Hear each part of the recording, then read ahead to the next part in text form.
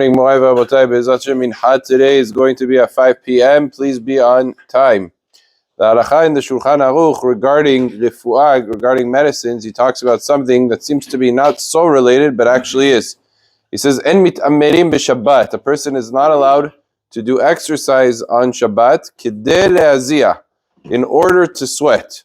Mishum refuah, because it's a form of medicine, of healing. And what the Shulchan Aruch is talking about is, I don't think it's so common today. Maybe someone might know of such a circumstance, but in the olden times, they would do exercise for the sake of sweating.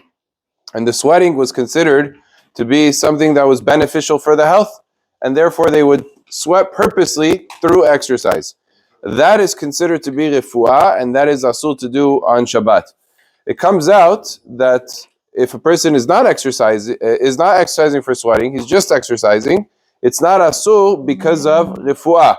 However, of course, there's something called the spirit of Shabbat. In terms of the spirit of Shabbat, people think, well, I'll just exercise, I'll do jumping jacks, I'll do sit-ups, push-ups on Shabbat, and really that's not the appropriate thing to do. Even though technically speaking in the Shulchan Aruch, the only isur is kidei le'aziyah, but a person should judge if that's something that's really in the honor of Shabbat or not.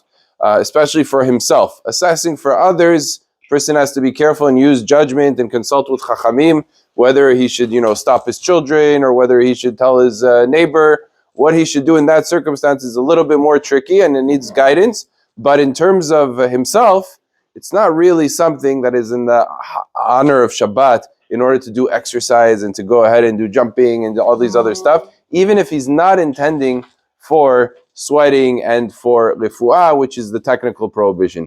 Shulchan Aruch continues and says, and brought down in Hazon Ovadia, that a person, regarding massages, it's the same idea. If a person gets a massage, somebody does a massage, his children, whatever it is, they do a massage for him on Shabbat, the isur, when it's considered a violation, is when it's done so hard that it causes a person to sweat. And again, it's because of refuah.